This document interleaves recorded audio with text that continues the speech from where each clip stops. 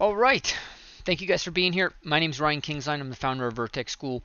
Some of you guys will know me because I've been training for a decade, and I've been really involved in this for a long time.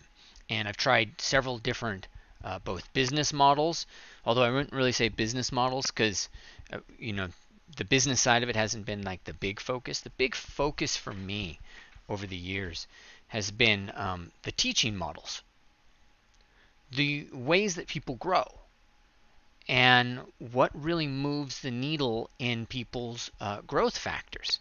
Hey, Patar. Hey, Tony. How are you? And that's really what I've been focused on. And, assuming, in terms of life stuff, like assuming if I figure that out, then I can actually start to figure out how we grow and, build a business around that. But I wanted to make sure that I was being of service to my people, to creatives. So over the last decade, that's been my focus. How we grow creatives. Because people don't talk about that a lot. They talk about athletes. They talk about this. They talk about that. Executives. How do you grow executives? Do you need more executives in this world? I don't know. What we really need is we need more creatives. And creativity is already out there as one of the most important skills in the future. Because so much of execution is going to be resolved by machine learning. A lot of the decisions that you and I make today, like these decisions are better made by algorithms and machines to some extent. And so they will begin to make them, including some of the decisions that we make here as character artists. For example, how many of you guys here really love UVs and low polys? Is anybody here just loving that? I'm not. I'm sure a computer can do that better, right? And so in this section, in this talk, what we're going to really focus on right now is what are the common mistakes that character artists make in terms of the future and in terms of today and the job. And I'm going to give you guys my sense of how this should work and how you should work. And I've been studying this for over 10 years. Okay, really important to keep that in mind. I'm going to share with you what I have learned over the last 10 years, basically getting people jobs, getting them, helping them build work that gets them jobs as creatives, right? I focused early on two jobs, character arts and environment arts. And there's not a lot of jobs for that. Like we tell all the students that there is no such thing as a labor shortage in our industry. There's no labor shortage. What there is a talent shortage. That's how they say it. By they, I mean HR, I mean executives. Need more of those people, right? So, more people to tell us how talented we are. And talent is what we have to define. And how do we build talent? How do we grow that? And so I want you to think about this word talent in a slightly different way. Hey, Andrew. Well, before we get that, let me make sure we're really clear. We're going to talk in this session about the common mistakes that character artists make. And I want to make sure that you guys are all aware that this relates down to a course that we're enrolling in right now and that is going away at the end of this week on Friday. So this is the Character Artist Bootcamp Live. It's 3 courses I've bundled together and 3 live sessions that we do a week. This is literally the best deal I've given, Vertex has given anybody in a long time, 2 years. All right, so if you guys want to be character artists, I want you to really seriously come in and take a look at this. 3 different sessions, 3 different courses. I'm actually going to be doing 2 of these sessions. We're going to do it for 8 weeks. You're going to get all of this crazy stuff. It's just going to be amazing to see you guys grow throughout that. So make sure you check that out. I'm also going to give you a bonus on the digital avatar. This is going to be an overview of creating digital avatars the way I've been doing lately. That's going to be fun. And there's your pricing to help you get a sense of this and, see if this is going to be something that works for you. Okay? So that done and said, The course is built around the common mistakes that people make, so I want to make sure I give you a preview of what those are and talk to you about what you need to be thinking about as a creative looking to either score your first job in this industry or level up to that next plane. All right, so if we go back to what I was talking about before, which I've totally lost track of, by the way. I'm just coming on to do this live with everybody. But if we really get back to this idea of talent and what is talent, I want you to think of it as capacity.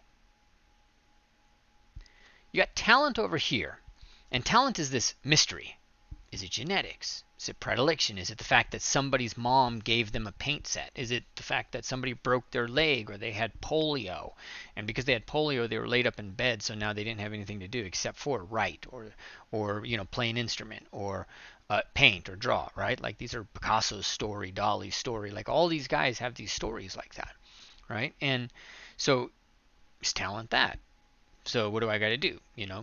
Take my kid to a polio party and hopefully they don't die and now suddenly they might have some time and some talent. That's just being crazy. But what is talent? And I want you to take that word talent and basically just throw it away. Just whoo, it's gone. Talent doesn't exist. Talent is a word other people use to basically explain a mystery, right? And it's a mystery. They don't know what it is. So they say, he's got talent. I don't know what he's got. He's got talent. He just looks like he knows what he's doing. It's good. Talented boy. Talented girl. They don't understand what the hell they're saying. At all. And my job as somebody who is devoted to training creatives is to understand what the hell I'm talking about. Right? And be able to communicate that to students and be able to get a result out of a student. And in order to do that, I got to have definitions. I got to have clarity of what I actually want to do. Okay? So I want you to think about this word talent as capacity. So I'm going to change it. It's not talent. Throw that crap out and replace it with a word called capacity. Capacity to me is the single most important word that we really have to have as creatives. We have to understand, but how growth happens for us. And capacity to me is just the simplest metaphor. You go into a gym, you go to do a deadlift, which just means you're just picking it straight up, and I'm no gym rat. So it's just the easiest metaphor. Everybody understands. You go, you pick up this barbell, this thing that's like your size, and you say, how much of it can you pick up? Okay? And so they say, fit guy is going to be able to pick up his body weight. Okay? In the beginning, you pick up your body weight, you're going to put your back out. Right? Your infraspinatus is just going to say, what? I'm done. Screw you. Or you'll slip a disc, something like that. So you don't do that because you don't have that capacity yet. You've got some capacity, but it's not that. Your capacity instead is, let's do 50 pounds. I'm not telling you that's the amount of weight I started with, but let's just say 50 pounds. Okay? And then you take it a notch up, and you take it a notch up, and you take it a notch up. And so your body is strong enough to do this, right? Like I think as we're talking, the two, what do they call it? Superman? The strength, I forget the name of it, but Mr. Hall's bicep detached from his arm. This is a guy, he's the strongest man in the world, right? It's the strong man, that's what it is. To the two strongest men, Thor, Eddie Hall, they're going to go boxing. That's been put off. Eddie Hall's bicep absolutely just detached right from his arm. I don't even want to, I know what a bicep looks like. I don't even want to picture or imagine that. Okay? These are guys that are just like at the peak. But he stepped a line over his capacity. And that line is there always. No matter who you are, no matter what you do, you don't ever get to this magical, talented land where everybody walks around and they're just like, today I made this and it's perfect. Yesterday my poop took the shape of this and it was perfect. right? Like, there's no magical talented land. It's just basically our work and our capacity. And so if we start talking about capacity, we now need to start talking about capacity to do what? And then on top of that, what are the levels of capacity? And that's what we do at Vertex. That's what I do. It's what I've devoted the last 10 years of my life, is finding out what is capacity for us, what are the levels that help people kind of level up and achieve, greatness as artists. And I have been fortunate to watch artists who were struggling, didn't know what they needed, didn't know how to get there. I've been fortunate to be a part of their journey from there to their first job to, their second, third, fourth job, and then on from there. I mean, just 3 months ago, one of our artists got a job at Blizzard. And this is somebody who came in to, it was then Game Art Institute, came into Game Art Institute, now Vertex School, and didn't know anything. Well, she knew some, and she had an interest in it, but there was so much for her to learn. And within a period of just, I think, 2 years after graduating, and our program cost I don't even think she paid $6,000. I mean, I don't even think it cost that much for her. I'm not quite sure, And so you guys can see it, the 9-month program is a little bit under $7,000. And within a couple of years is at Blizzard. I'm not saying that that's just all me, all the team, because, I know exactly who achieved that. I know exactly what she did, and she worked her tail off. She worked her tail off after she was out of here. She never gave up. She never relented from that dream, and she achieved it. But for our small part in that, helping her get there, that's just that's dream level stuff for me, because, I mean, this is Blizzard. This is the top. Where do you go after Blizzard? Well, you got to start thinking about being a lead, or you got to start thinking about being an art director, or maybe you got to start looking at virtual production, TV, and maybe you got to start looking at DreamWorks, maybe Disney. That's amazing. That's why I've been so focused on this over the last 10 years, is trying to figure this crazy out. And if I figure this out, bottle it all up, right? So over the next week, I'm going to be bugging a lot of people and basically saying, hey, come on, I need you guys, let me show you this real quick. I need you guys, sign up for this, get into this thing, because I need some guinea pigs. I need some people to come in here, help me work through this 3 times a week for 8 weeks, and start seeing who levels up and what helped level you up, and build this into a codified system. All right?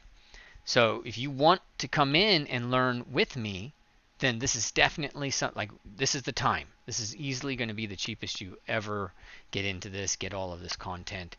I mean, 3 times a week for live sessions, all this stuff, a bonus of that. It's just, this is the best time, and I made it the best time intentionally. I made it the best time so I could get you in, and I could help level you up. Okay?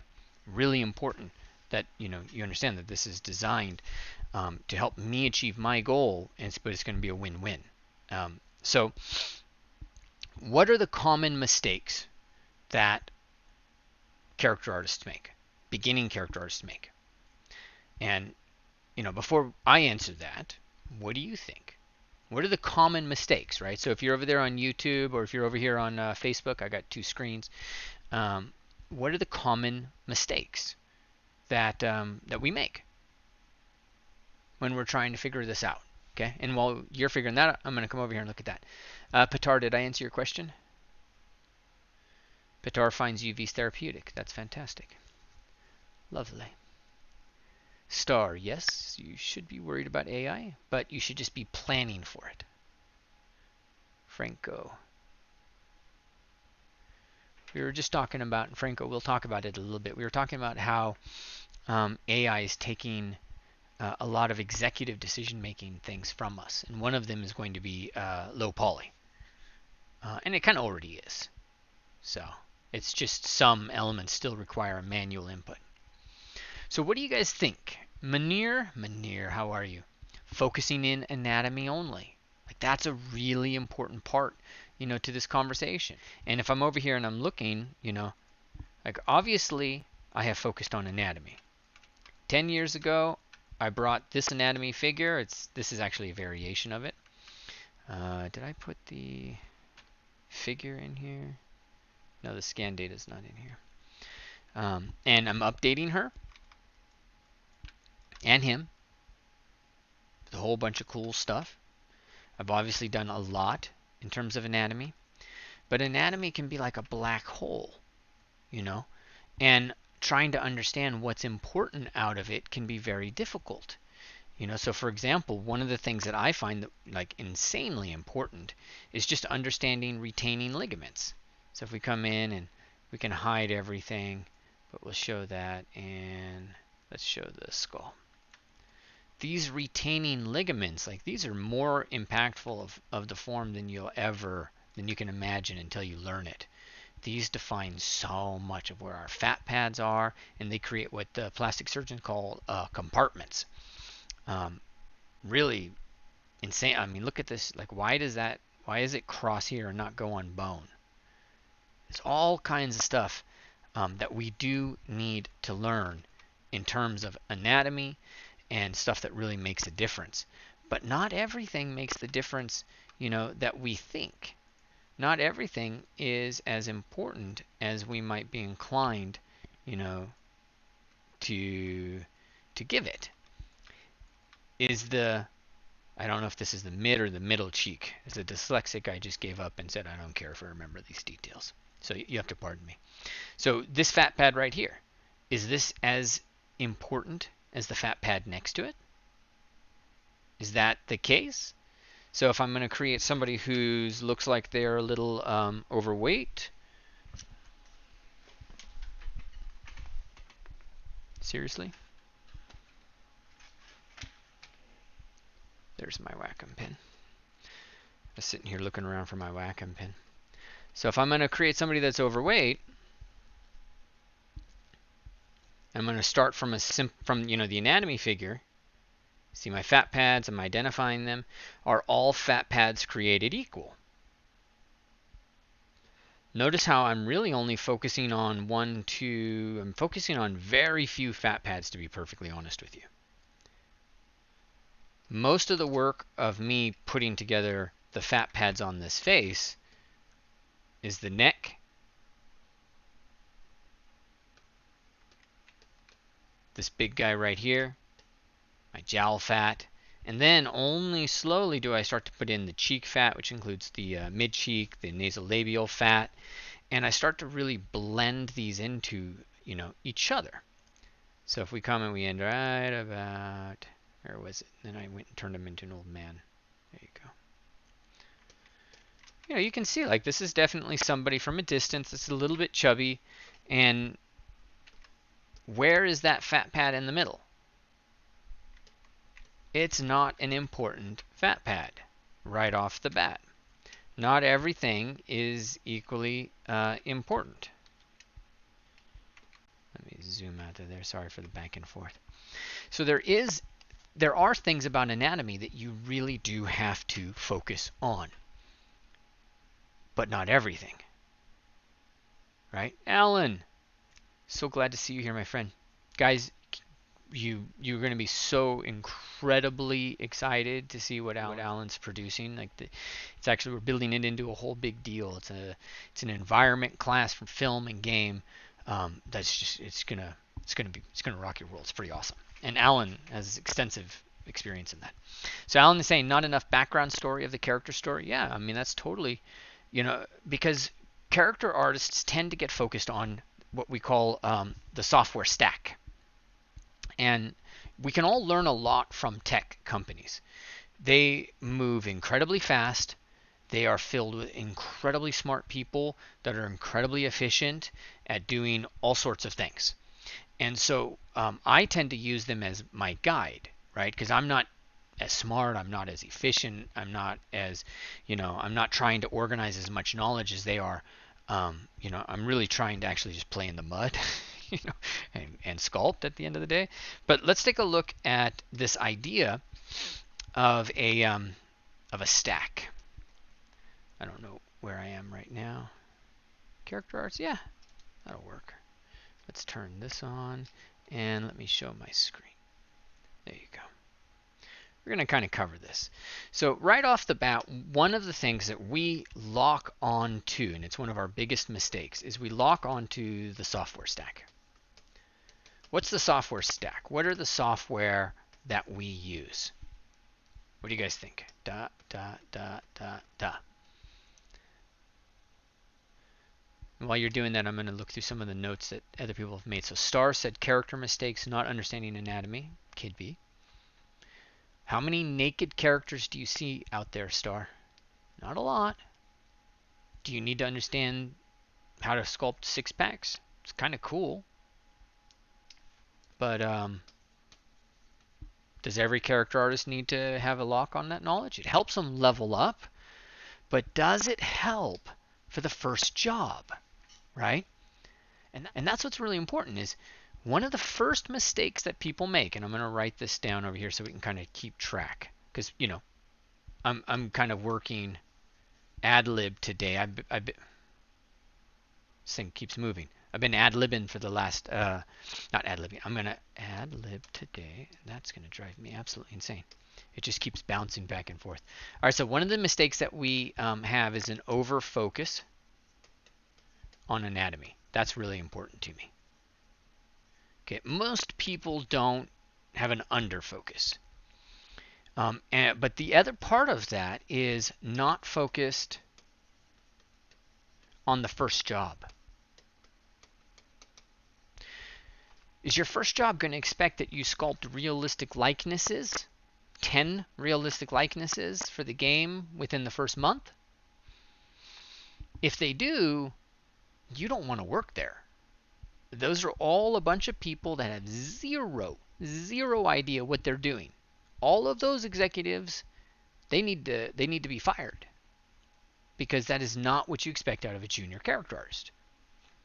Hell, if I had to sculpt 10 likenesses in a month, I would be sweating bullets. Like, it is hard work, you know? There are people who do it, but they turn themselves into a machine for it. Years of work. And they do it constantly, and they practice, and it's like that's their core of their strength, is that. But they build that strength daily. I don't build that strength daily because I don't care about a likeness. I have zero interest in sculpting a likeness. Like, zero. None. Why? Because I kind of just want to make people and things that are interesting to me. Okay? But it is a good test. It is something that's really neat, and it shows your capacity. It just doesn't matter for the first job. So we come back here, and we look. We say, okay, so people overly focus on anatomy. They don't focus enough on the first job. They focus on like the last job, right? So let's get back to this. So ZBrush, Substance Painter is important. Need to learn clothing. Clothing is what? Marvelous Designer. Okay. What else? I see some activity over here. Maya, thank you for the Maya. I'm going to put Blender in here. I don't want any hate. I think I love Blender. I got it open, you know, half a day. But Maya's still it.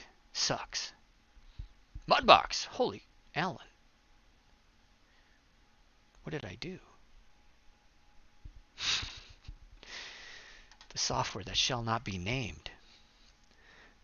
West. Not enough history and culture. I can't bring myself to write it down, Alan. Sorry. Marmoset. So somebody said Substance Designer. For characters, that's not the layer stack. Don't go there. Don't die on that hill. Game engine. Yes. Okay, and this is where it's kind of cool because Blender is kind of a game engine. And then there's Marmoset. Unreal. And then there's Blender. Right? Those are all really neat. This is the software stack. This is part of the software stack. Okay, the software stack is really important. But I think it was Alan that said, you know, kind of right off the bat, that one of the most important things that you need to think through is also not just the software stack, but let's call it the craft stack. And I don't mean the cafeteria. The craft are things like the art, the beauty of it. Like, heck, let's just go over into ArtStation and see if we can start to define some of this. How crazy is it that Epic bought ArtStation? It blows my mind. Okay. Why is this a powerful image? What's important about this piece right here? Let's take a look. Great job, Evan. This looks really neat. What are the elements of craft that help tell this? Well, one of them, just exactly as Alan had mentioned, was story. I've interviewed over 100 artists. I have always heard story as one of the most important things that you need to focus on. West Richens writes, not enough history and cultural knowledge. How many people, when they try to make something like this, just say, oh, well, that's like chainmail, or that's like, what do they call it, right? Well, I don't need to know what it is. I'm just going to go in and make it. How many people go in and research the actual construction of things like this? I don't know if this is called a pauldron, but this shoulder area here. How about how this cloak attaches, where it attaches, how the fabric moves around? How about how these shin guards, brassieres? No, those are on the other ones. How about how these things are actually built, right?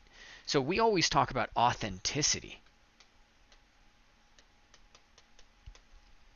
You see, Ghost of Tsushima, they actually sent, I interviewed 2 of their artists, and they actually sent artists to Japan to just understand how a samurai puts on their armor and how that works. Authenticity, right? Because it's not about, hey, I know how to use Maya to create, chainmail, or hey, I know how to use ZBrush, and inside of ZBrush there's more to the software stack. Inside of ZBrush it's like, hey, I understand the brushes. Hey, I understand nanomesh. I really want to show you how I did this with nanomesh, guys. It's really cool. Now that stuff's valuable. It's absolutely valuable. Like, for example, one of my students, Corey Mollahan. Let me look him up over here. So Corey is an example of one of the artists that came in, and they were good. Let's go back. He doesn't have his previous work. My students do that. I'm like, oh, I don't have any before and after. So this is what he made in the boot camp. And this is an early version of what I'm going to be giving you guys. Come in. You're going to get you're going to get a version of this, right? And so I can't show you the work that he did before, but he came in and we focused on hiring triggers and all that stuff. He's over at Amazon Games now. And, he did get in and focus on some of the technical elements. And, in this case, it was Marvelous Designer and how you use internal lines to create a gambeson. It's internal lines along with pressure, right? And one of the cool parts of this was that in one of his interviews, I forget actually which job it was, but in one of his interviews, one of the guys remembered his tutorial. How cool is that the tutorial, that he built here helped the guy that was interviewing him, and now that's pretty awesome, right? I mean, so that certainly helped get that job. That was amazing. And that's the kind of thing that I always recommend people do, because you got to remember, you're a business man and a business woman as well. Every creative is a businessman and a businesswoman. I'm sure there's some gender pronouns I'm missing, but I am really old, so you just feel free to correct me. There is a whole part of this that's never taught. How do you run the business? How do you market yourself? How do you present what you do? How do you get attention, right? How do you get attention without being, a douchebag, or without constantly going out there and getting that attention, right? I mean, this is something I struggle with because I run a business. I want people to come in here. I'm here talking to you guys, and my inner voice is like, "Oh, well, you're being a salesman," right? And that can happen. But one of the most beautiful parts of what we do here, as creatives, is we do what we love. So, I'm never actually really being a salesman. I'm just sharing my knowledge and what I love and the cool parts about what I love. And that helps people, and that helps grow our business, and that'll help you grow your business. So you're going to do this. You're going to do these kinds of things that we're seeing here. Let's look at this. You're going to build tutorials. You're going to build stuff, and you're going to expand on the software stack and say, oh, you can do this cool thing in NanoMesh. And that'll help. But you can never forget authenticity. Because this might attract some artists. This is going to attract the art director. This is going to attract the person who's like, I've been through 3 different software revolutions, right? They're like software revolution every 2-3 years here. And you'll get through this art director, and she's been through it all. And so NanoMesh, maybe she's like, I don't care. I'm over it. But she absolutely cares about having somebody work underneath her that gets this idea of authenticity, that gets and understands that their principal job is to make something realistic and specific to the story, because details matter. And details are what people forget, because they get so focused on the software stack. So what else do we got here? Let's take a look. Unity. Oh, did I really I totally left Unity out, and it's not like Unity isn't suffering enough with Unreal being like the marketing machine that it is. I can't wait to see what what Unity does.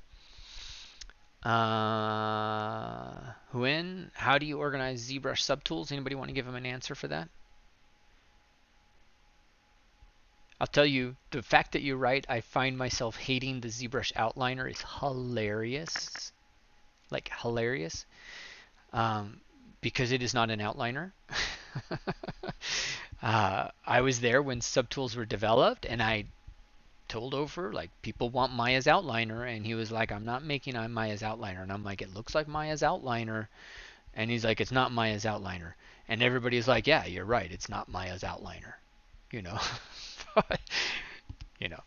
can't win that battle. Just keep on hating it. It ain't gonna change. But thanks, DSDJ kids. Okay. Professional noob. I'm a professional noob too. That's awesome. We have something in common. It took me forever to understand this in architecture. Narrative details versus drawing details. It's awesome. All right, let's look over here. West, having a hammer and saw doesn't make you a carpenter. It does not. And understanding carpentry doesn't make you an architect, right? You get a sense of it. Not that an architect gets paid more. I'm married to one. I'll confirm with you that they do not get paid more, and that a carpenter probably gets paid more, depending on where they are. But a carpenter has to work with their body a lot more, and like my family on my dad's side built houses in Arizona, and their bodies are just destroyed. It's hard work. So would not recommend that. But you get a sense that there's these other elements to the conversation. All right, so let's take a look at the screen. The software stack becomes really important. There's elements of the craft stack, right? And when we come in and we look at like all these things that matter, color, this is going to start to give us a sense of what we need to achieve as creatives, as people who are going to be successful character artists. This image will do that. I'll go in and we'll be talking about things like material expression. Daddy, Yes, son. can Tessa play with us? If she's inside. What? Yes. It's so hilarious. My son is whispering. Not like you guys couldn't hear that. Ah. Okay, material expression, right? But then also, can you see right in here? This is something that we focus on. It's called material distinction.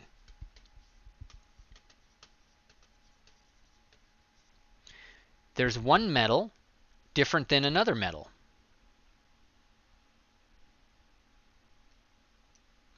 Sorry, one leather different than another leather. What's different about them?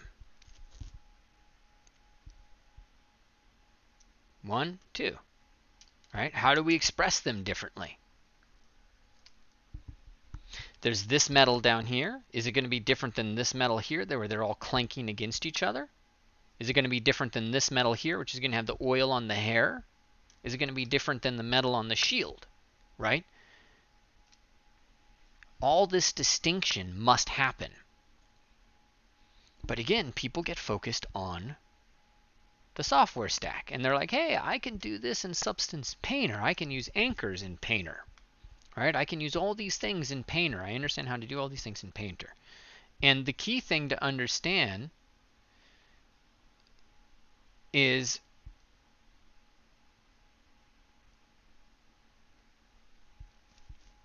that doesn't make it happen. That's not what is solely important. You've got to be able to start to talk about story, authenticity, and details. So yes, we teach that. Yes, we talk about that. Yes, these are the important things that make everything matter. And you've got to be able to wend those into your conversation as you go through all of this, right?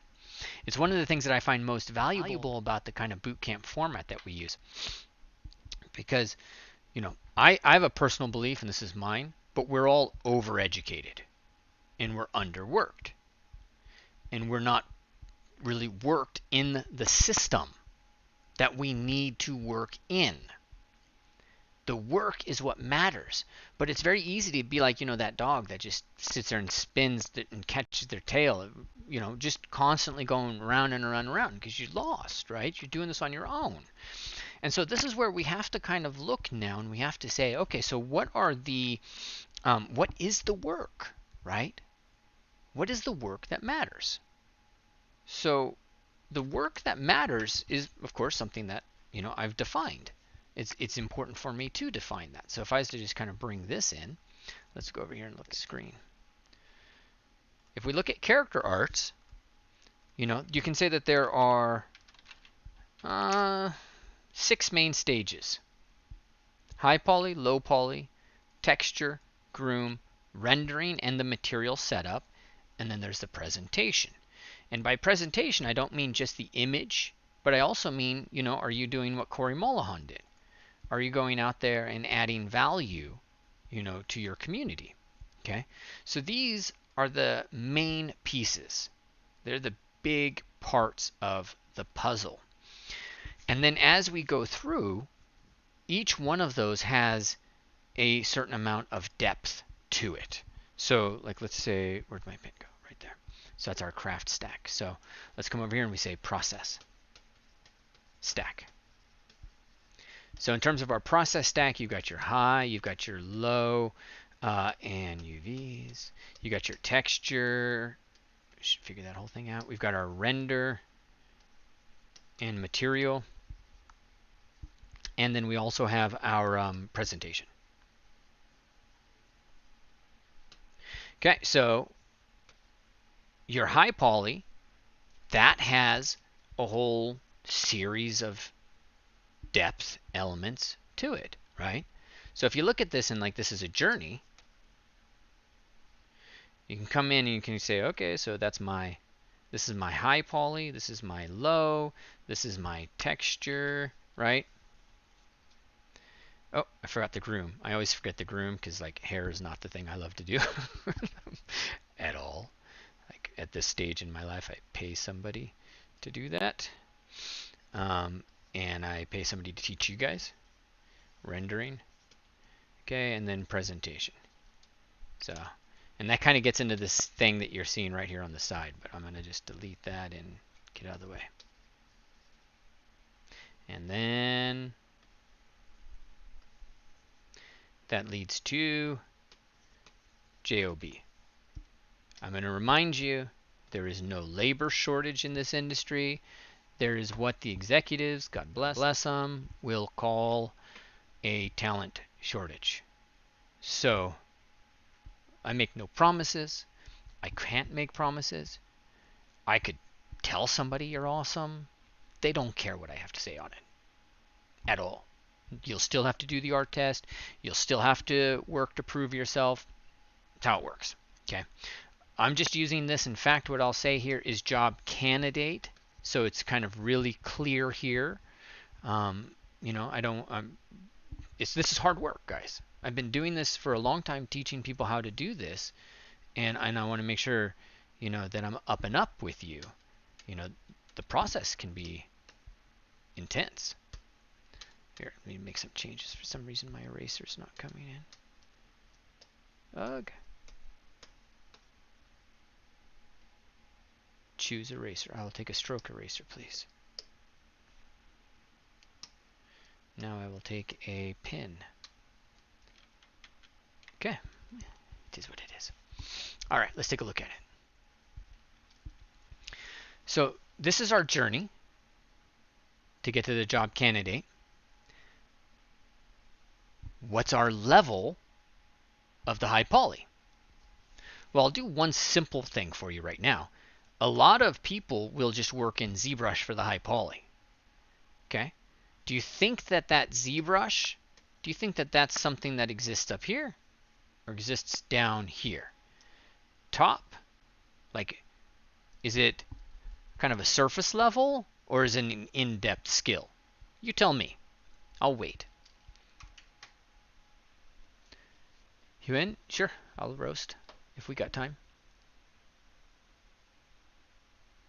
Iceman. Trevor, I don't know Trevor. Monolith.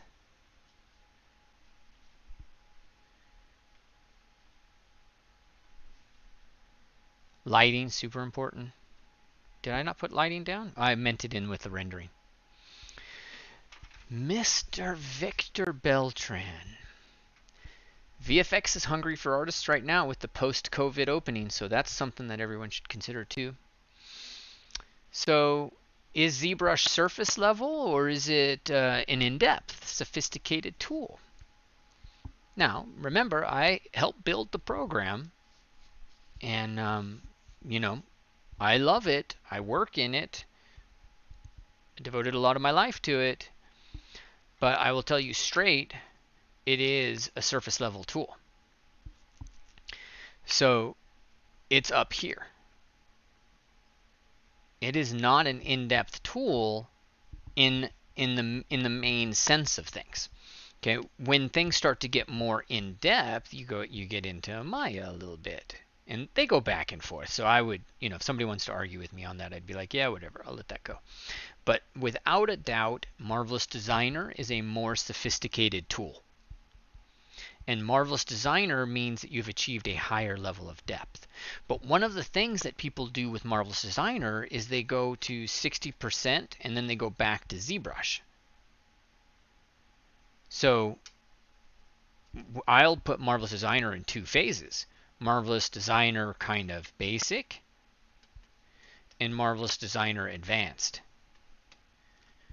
And Marvelous Designer Advanced is what you really need to be thinking about today. In fact, I can place artists today. And one of the only places I can place artists is Advanced Marvelous Designer Artists.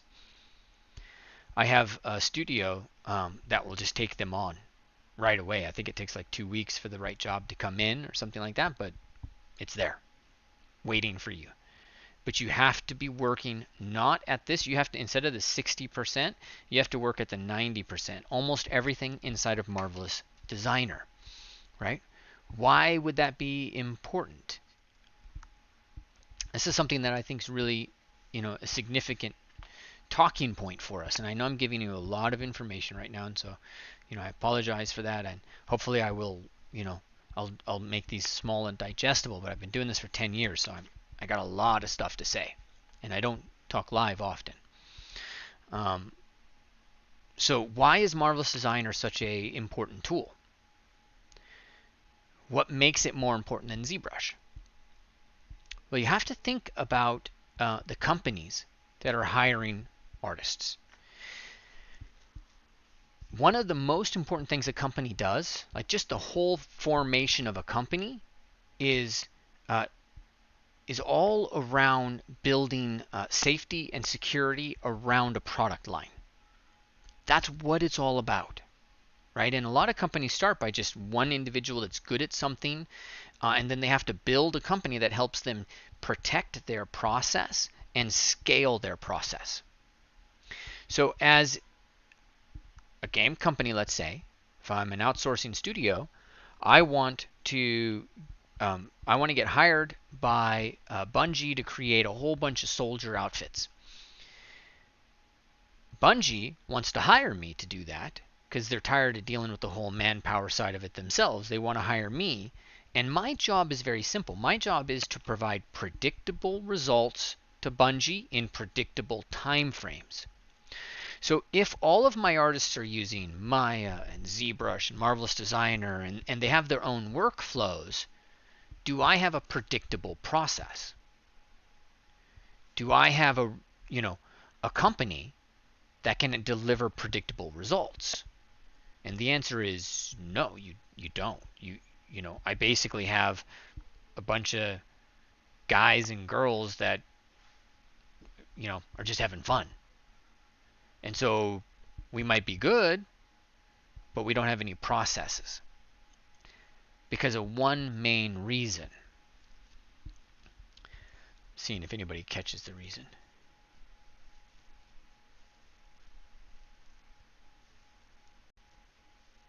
But best feeling when it comes to sculpting, yeah?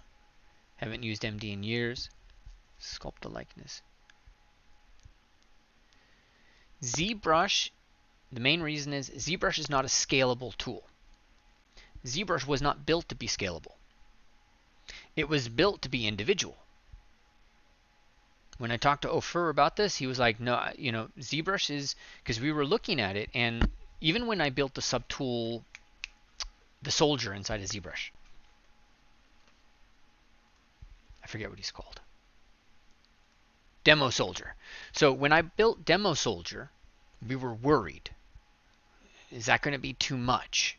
Like, are we giving people too much? And Ofer was always thinking about this because he didn't want ZBrush to be like Daz. He wanted people to struggle. He wanted the struggle to be real because that created a sense of empowerment in the individuals who succeeded in the struggle. You create winners, but in order to create winners, you also got to create losers, right? And so ZBrush was really focused on this individual aspect. That was the market that they wanted. And that was great, for us, but it's not scalable because people's skill in ZBrush is going to change. Whereas a tool like Marvelous Designer is pretty straightforward. It's like it's buttons, it's simulation, and yes, there's some elements like, okay, you might have a process where you freeze this and then you simulate or you understand the material presets more, so you're able to get a slightly better result. But it's a much more scalable product. And that's why it's a much more sophisticated product. Because one of the big pressures that's out there in the market right now is scale. Scale, scale, scale, right? Fortnite brought in, does anybody know how much it brought in last year? I don't know how much it brought in last year, but last time I looked at this, it was $3 billion to Unreal, to Epic. How are they acquiring all these companies? Fortnite, man. $3 billion in profit. Like, what the hell would you do with it's a lot of things I'd do with $3 billion profit. But thankfully, I'm not running the show, and they are, and they're buying up all this beautiful ecosystem. That was built around this product that has these seasonal releases. right? And so they are always hungry for content, always building, always hungry for content. And now there's open worlds, there's season passes, and all these companies are moving into this format. And that means that, is the build cycle for a game is no longer just build cycle, marketing cycle, release, next game. It's a constant build cycle. There's always something to add to it. The monetization aspect of it is it's too powerful to ignore. So in today's world, um, content is key. Uh-oh, did he see himself? Did you see yourself? Yes. You got to look at that screen. Can I help you? You got to talk to me though, pretty fast. Daddy, can I go to Tessa's house? Where's your mother? Oh, she's at the store. I don't think I can. You cannot. No. Thanks though. All right, sorry guys. Um, the mother left. What? Right when I'm doing this. All right. So scale is important. Scale is a driving factor in things right now. Huge. So you got to be able to kind of think that through and position yourself to be able to address scale. Right? And then the other part of this is scale is being worked here to some extent so that, some of it can start to be automated. All right. But anyways, let's keep going. So I would also put ZBrush down here because it is a perfect finishing tool, just like MD. So it'd be ZBrush Basic and then ZBrush Advanced, because everything goes through ZBrush because it's all just better when it goes through ZBrush. It's just all much more, there's just something, right? So this is a sense of the depth that must be done. And one of the kind of subtopics that we can kind of have on this is this idea of Maya, right? And so was it Mohammed? Let me find an artist that we went through. Hold on, let me just scroll that up. So I'm looking at the top of that. And Mohammed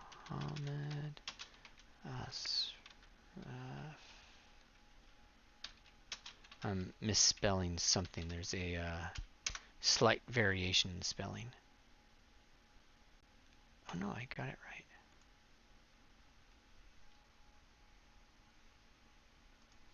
Oh, I hate pages like this. I like everything out and open. All right, so Mohammed came in. He went through the program. So what he did 4 years. Have I been teaching 4 years? Holy hell.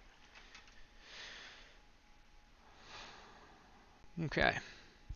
So early in the process with this piece here, Mohammed had done a version of this in ZBrush. Artist. Awake. Let me find Oh, hold on. I gotta do.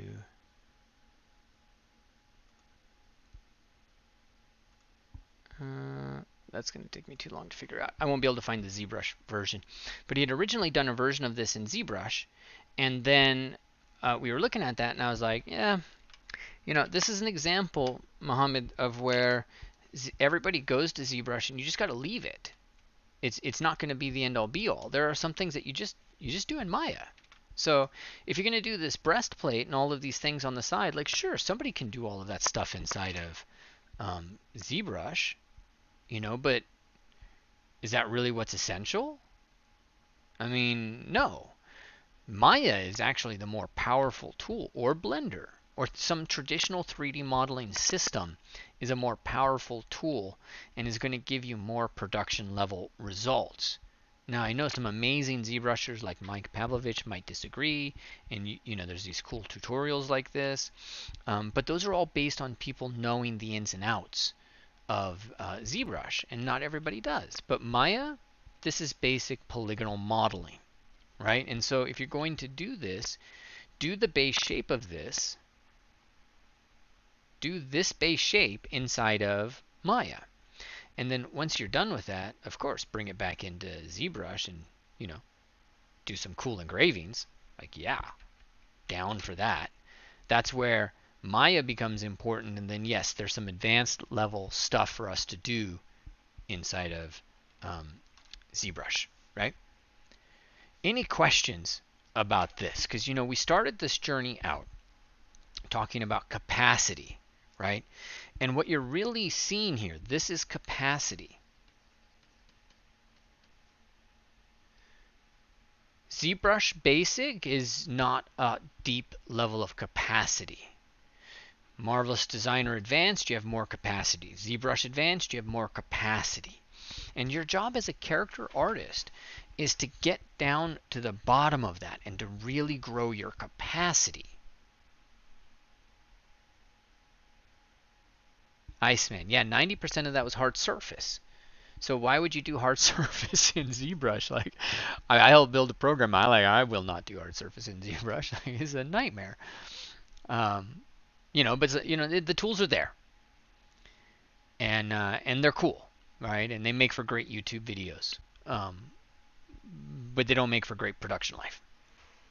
Takes too long, can't get control. There's always something. Any questions about that? Give me a quick yes no if you guys don't mind. This is something we do in live meetings. I'll always ask for you to give me an answer, a yes or a no, and that's part of our handshake. That way I know you are hearing me and we're having a conversation. Even though you're somewhere else, this is our back and forth. So I'm looking over here on Facebook and I'm looking over here on YouTube, and there's a delay. Ryan, hey Ryan, glad I didn't miss the entire. I'm glad you didn't either. Professional noob, how to go in order of authenticity while increasing capacity. That's a simple question to answer, professional noob, because authenticity is your pathway to capacity. So if you're going to model a samurai outfit, you're not just modeling, what you think is the surface level stuff. You're actually going to get authentic, and you're going to learn how are these different plates tied together. And in learning how they're tied together, just that process of doing that and committing to that level of authenticity, your capacity grows. They're one and the same. I hope that makes sense. Iceman Modeler, can ZBrush simulation? No, it cannot replace Marvelous Designer. Let's not even go there for a second. Marvelous Designer as a production tool is unparalleled in clothing. I know people who sculpt clothing like Bernini good, right? But Marvelous Designer still beats them. And Marvelous Designer would beat Bernini. It sounds, I want to pluck my eyes out for saying that. Yeah. Would he? He'd beat, Bernini would beat Marvelous Designer, but in the long run. And he would be smart to make all of his assistants use Marvelous Designer so he can just use ZBrush to clean it up. That's how we'll end that conversation. I don't have to pluck my eyes out then. Great. Thank you. Someone's asking, I can't pronounce the name. What about Blender as a sculpting tool? Up above ZBrush. Surface level. It's not trying to be rude. But Blender's free. And so, that accessibility and some of the limitations in the tool set make it up here. And that's my opinion. Somebody else who's more familiar with that might have a different opinion. But I kind of think it's gonna grow in sophistication. So here, let me show you on the screen. Like, it's up above, but I think it's going to grow in sophistication because they have polygonal modeling combined with the sculpting, but ZBrush has the modeler. So I don't know. It gets tough right now, but I have sculpted in both. I'm no expert in Blender. I am an expert in ZBrush, so I just like ZBrush. Okay. When I would love Marvelous Designer to have more hard surface capacities. Making belt straps can be quite stressful, and so don't make belts and straps in MD. Number one. Anywhere I need to make a belt, I put an internal line and I'll do the belt in ZBrush. Anywhere I need a strap, I'll just put a throwaway piece of cloth in there or internal line and do the rest of it in ZBrush. Iceman ZBrush has gotten better at hard surface. Yes. Yeah, they focused a lot there. Yeah. Okay, cool. All right, everybody over on Facebook. West had a question, I think, or no? Okay. All right. Okay, I think we're going and good. Okay. So when we talk about, we throw talent away, we look at capacity. Capacity opens the question of what's the work that matters. This is the work that matters, right? And so you need to have a ladder at every stage to help you understand what's important, what matters, right? What are the essential elements? So let me find, if I can, this one. Yes. All right, let's look at this. So we looked at the stages, and you'll have to excuse me, this is probably not very high resolution. Let's just make this 36. Okay, so these are the stages that we looked at, and we were looking at the high poly and the work that matters within the high poly. And, so here's some of the work that gives us a better sense of things. Sketching the face, sketching the body, sketching the clothing, coming in here to the face and actually going in there and retaining ligaments, some of that stuff, getting into Marvelous Designer, and then texturing the face pores. And this is something that, like in terms of the work, this is the work you have to do. This is the work that when you join, this boot camp that I have now, this is the work you're going to do. This is what I'm going to ask of you. And texturing face pores is a really interesting area because there's a lot of artists out there, just rock stars, amazing people that are all doing like these really cool face things. But they'll be one of the first people to tell you that they don't actually work like this in production. They'll be doing pores from scratch by hand. And all of these just you look at it and your jaw drops. It's like just amazing. But again, they'll be the first person to tell you they don't actually do this in their day job, because in their day job everything's about efficiency and scalability. So it actually isn't as glamorous as it looks. And I'm here. I'm not focused on pulling, I don't want to say pulling wool over your eyes. I'm not focused on doing any kind of cool stuff. I'm focused on what gets you the first job.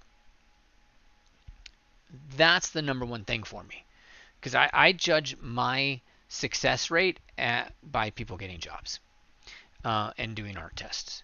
That's the thing that lights me up. So when you come in here and you look at the face pores, like there's a million really cool, awesome ways to do this. There's only a couple of ways that production does it, and it's not sexy. It's just not, right? Like if you come in here and you look at some of the stuff, I'm going to go over onto the side here, and we'll look at some of the virtual, the beer stuff. Let's look at the 4K. No, let's look at the 8K. I think I got to open Photoshop. One second. So let's get the where's OBS? Right there.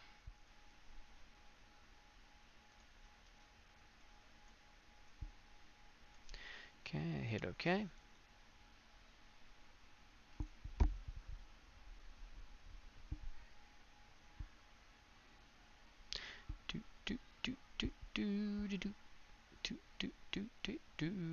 All right, so this is one of our digital avatar projects. The idea, the person that we're developing is a virtual Peloton instructor, and our question for the world is what would it be like if your fitness coach wasn't real, but was actually machine generated in real time. Now, of course, we're not doing this in real time yet. The tech isn't entirely there yet, but we're looking at, helping build that. So this is 100% virtual. Now let's look 100%. That's the pores. This is our girl.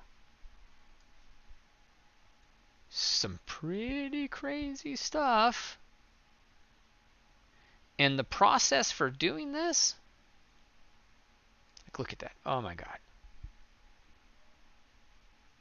Just blows my mind. Process for doing this, Not anywhere near as sexy as as you might as you might think, right? You might be like, "Oh man, you're like sculpting that in Zebra." No, the process involves scan data. That's it.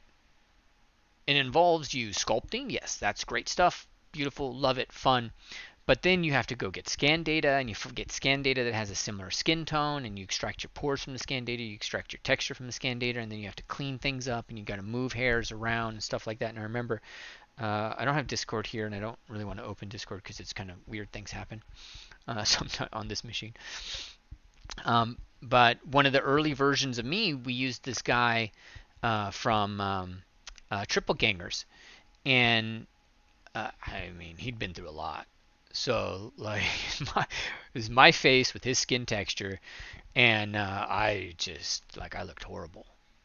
Just like I have been through way too much in life.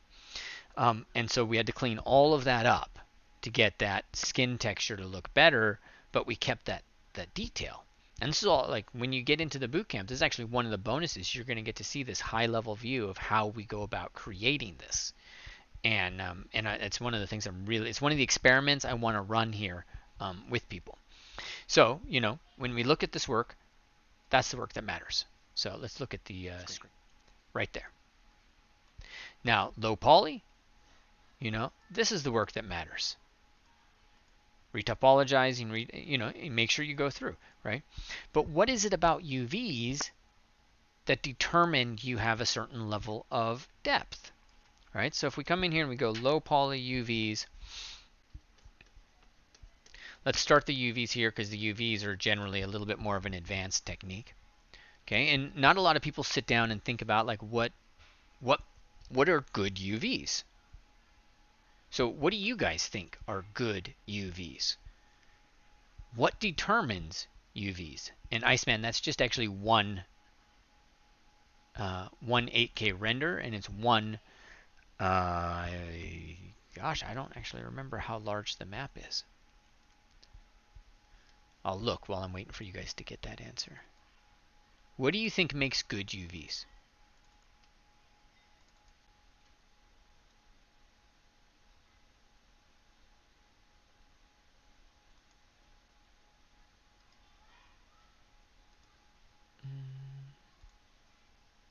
Yeah, the texture is 8K texture.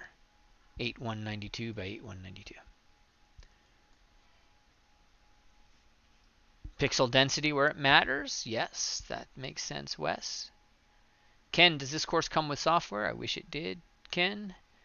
That is just an impossibility. As one of the problems that we face as 3D artists is you're in 8 pieces of software and they almost all cost. That's one of the reasons why Blender is such an exciting piece of software is it doesn't cost anything. But my focus is job candidate. Blender will get you into job candidate status, but I want you ready for Maya. I want you ready for Marvelous Designer. I want you ready for ZBrush, for Substance Painter. Like you in the game industry, you have to hit the ground running.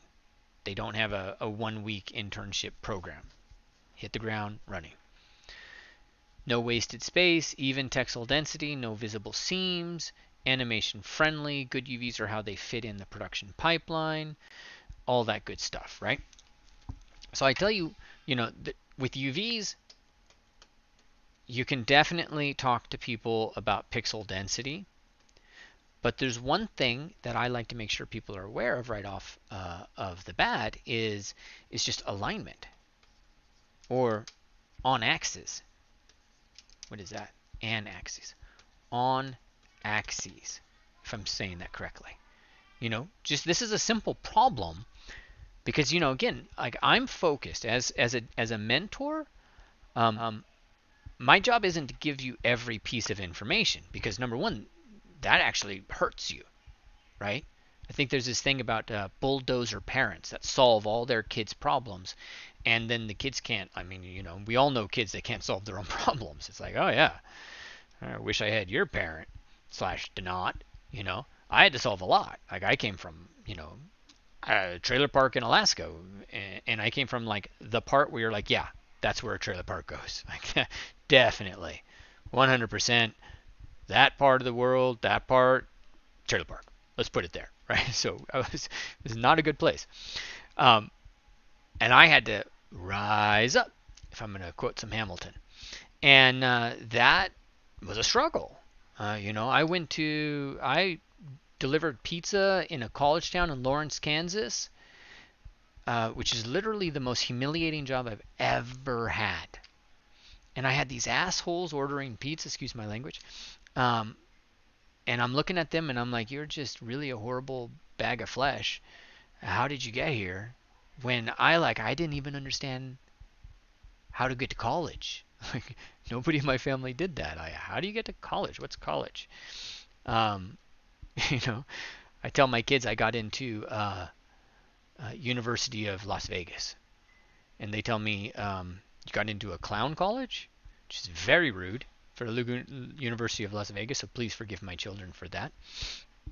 But that's their lovely joke. Meanwhile, my wife got into Harvard, MIT.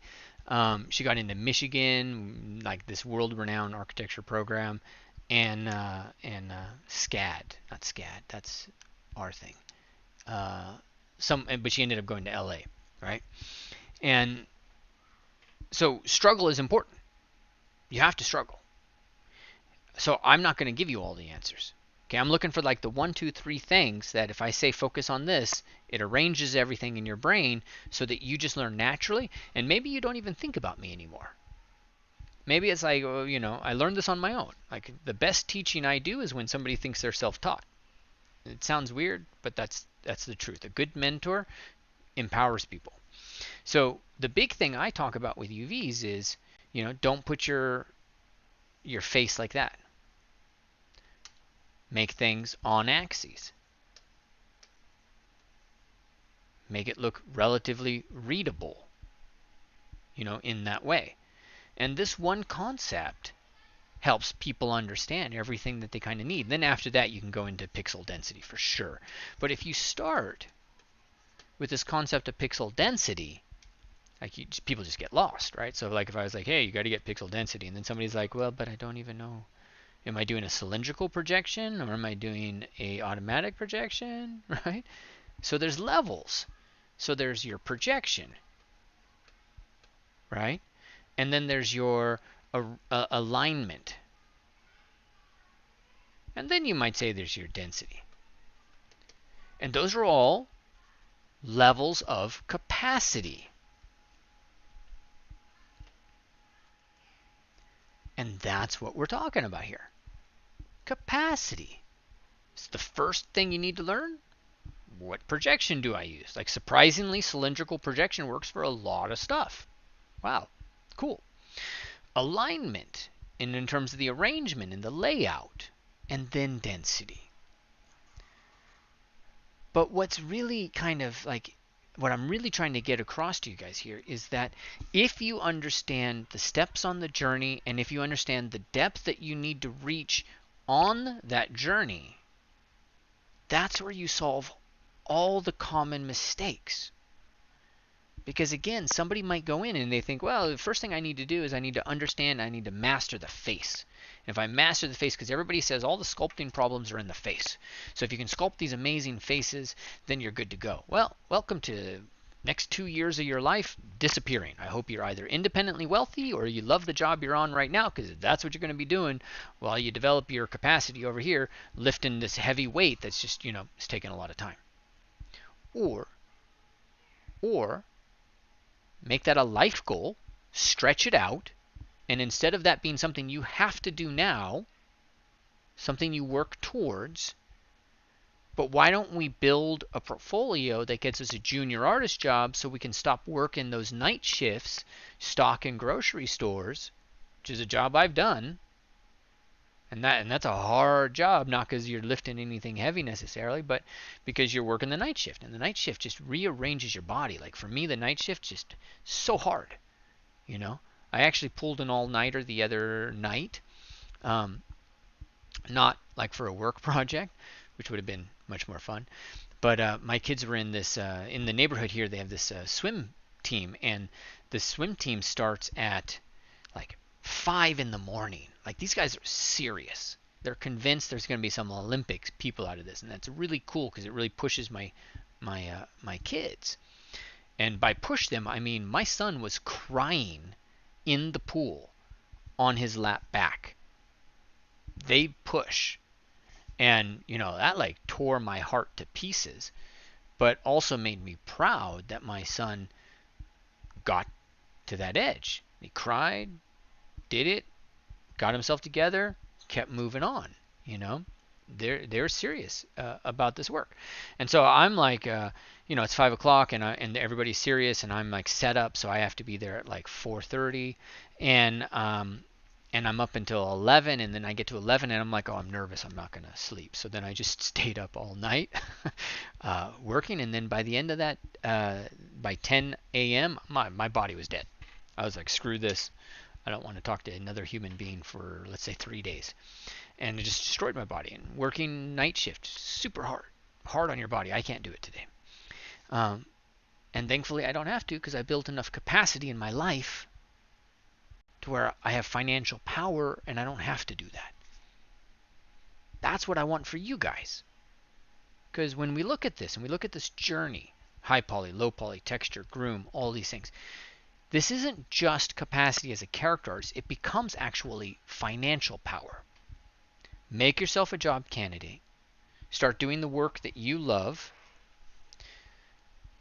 Build power in your life, to start living the way you want to live.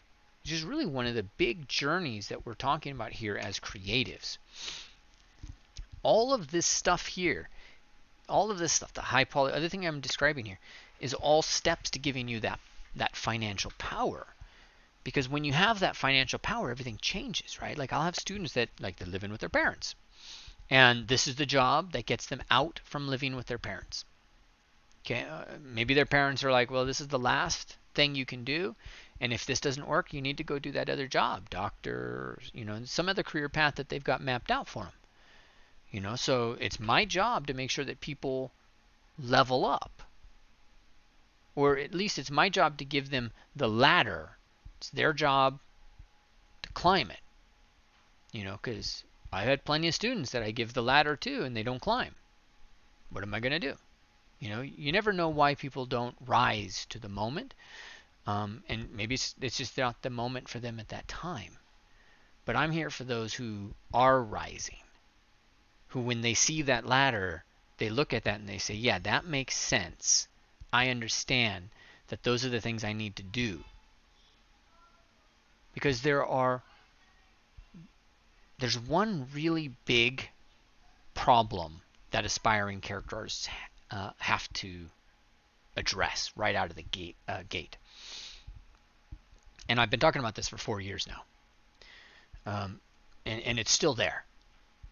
There is the digital sculptor versus the character artist. And that still exists. Being a digital sculptor, sure, work in miniatures, work in collectibles. I mean, hopefully work in collectibles. Some of the work I see being done in collectibles, I'm floored. Like guys like Daniel Bell, who is at Sideshow. Man, I've been trying to get Daniel to do a class, to do anything. Like I got a podcast interview with him, and that was it. I just got to learn this guy's magic, because he's got that magic, quote unquote magic. And so it's an amazing field, but it's not working at Ubisoft. It's not working, at Naughty Dog. It's not working as a character artist at Microsoft or Amazon Games, right? Where you just basically build characters. So this is a totally separate sphere. I know people who are amazing at sculpting. Nobody's going to hire them to work in a game studio because they haven't gone through this journey. They haven't done the marvelous designer work. They haven't done that last 30% that shows that they aren't just a sculptor, but they're actually a production artist. And I remember Josh Herman, he's over at Noman now, but he used to teach with me at Concept Art Workshop, and then we went to school together. Josh Herman, great guy, and he was talking about his Cloud Imperium. They did an audit of their pipeline, and ZBrush was, I think he said like 10%. 10% or less of what they actually do. And but ZBrush is how so many of us come to love character arts. So it's an important part of our life, our values, our core. Uh, it's not an important part necessarily. It's not like the biggest part of your job. So you have to learn how to level up to go, and you got to learn this work, this stuff that we are talking about. Let me go here. The stuff that we're talking about here. You got to learn what are these essential elements. For example, in the texturing, what is it that matters, right? You could say on one level, the texturing used to be done in Photoshop. It's more sophisticated if you do it in Substance Painter. It's more sophisticated if you do it inside of Mari, right? We all understand that. This is the general trend, okay? But also, another way that we can start to think about this, if we start to use not our software stack, but we actually start to use our craft stack, and this is something I put together in my in this thing as I was kind of preparing for you guys. You know, this is actually what we teach our students. This is, you know, the texture stack. You got to create color, color variation, roughness, roughness variation, gradients, edge and wear, brushes for individual detail, any anchors that you need to establish within Substance Painter. I didn't put in micro detail. Actually, micro detail has to go right there. Because a lot of times now the micro detail's not done. Clothing micro details? Yeah, you could do clothing micro details in Alchemist. You could do it in Mixer. So you also just do it in Substance Painter. But you have to have the micro detail, like the bumps of leather, for roughness to make any sense whatsoever. Your roughness just doesn't work if you don't have this. And so this is a very simple stack that we teach to help you understand how to texture. It's what I use to texture anything. And I was struggling, and I just was like, I got to figure out this layer system. And there you go. Hypersonic monkey brains. AI will do the micro detail in the future. Yeah. 1000%. Like, who wants to sculpt pores? Nobody. Why do we have to sculpt pores? Because we don't have software that's going to analyze the curvature of a surface and keep the pores from squeezing in certain areas. That's it. Well, hell, software can be written to do that. What are you waiting for? So these things are this is the craft stack. And if you get down here and you build something like this, this is when you've actually developed a real material, right? Groom, okay? You got to make sure that you have an awesome texture with grooms. You got to make sure you understand how to clump it, how to layer it, how to establish movement, okay? After you've established movement, then somebody might come in and say, well, braids shows that I'm really cool.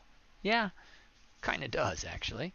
Okay, but even before you get into braids and layers, like, well, isn't there something else in there? Yeah, did you do the flyaways? That shows that you're super cool, that you nailed the flyaways. What about the transitions? So before we even get into the flyaways, we need to actually talk about the transitions. This is the craft stack.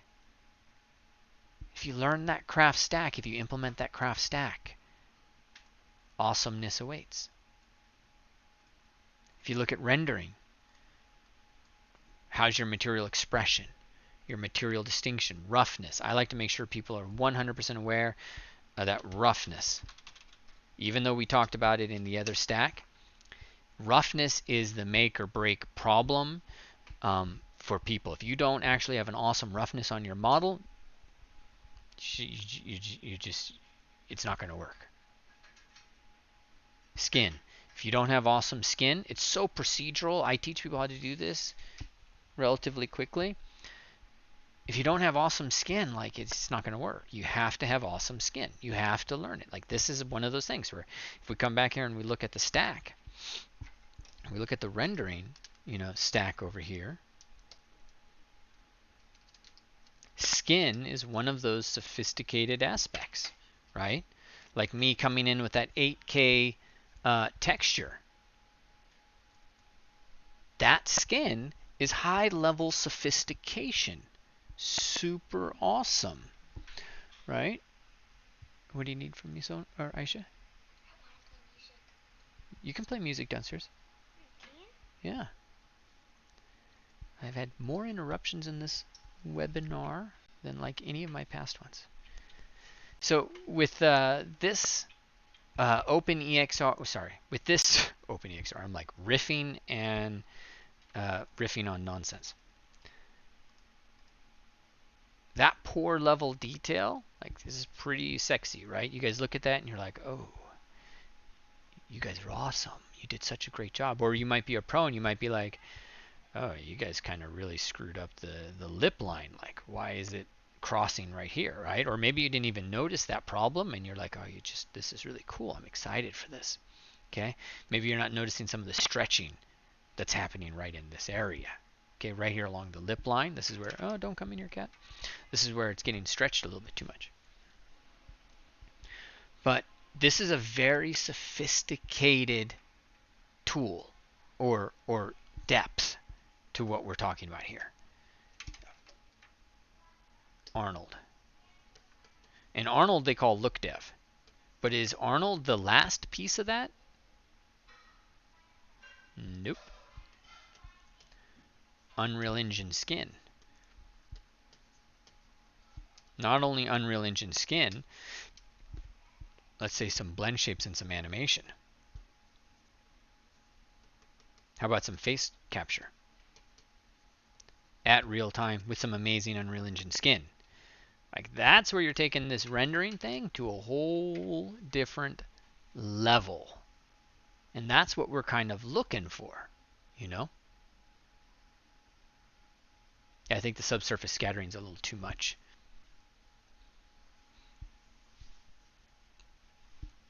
Hypersonic Monkey Brains was talking about how like you see the red blooming. So he said he just typed in SSS, so I think I've been thinking this is too much.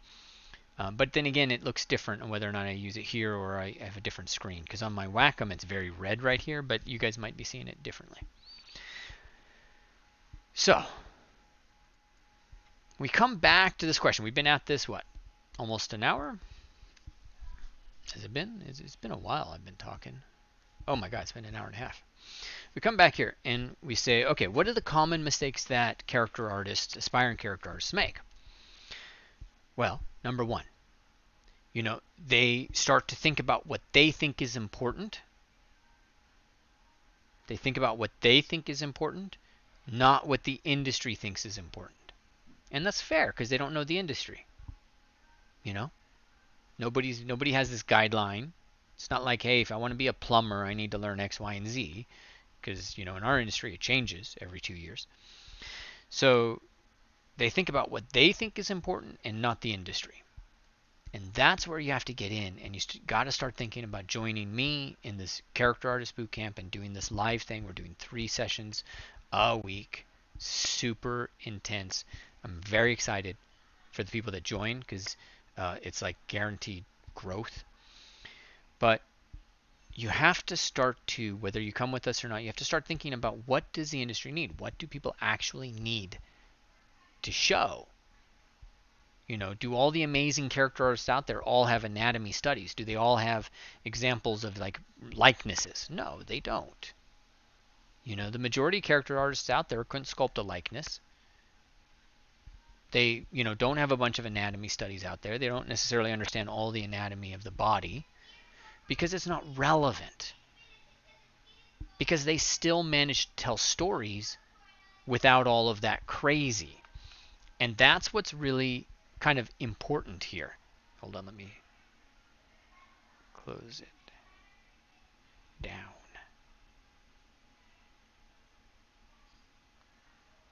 Okay, there we go. It's crazy people. All right. So when we look at the stack, you got to have a roadmap for what helps you. And that's what's really like in today's meeting. This is the most important thing. Let me come here and look at the screen really quick. Okay. This is the most important thing for me is that you're kind of keeping this relatively simple and you have a simple map.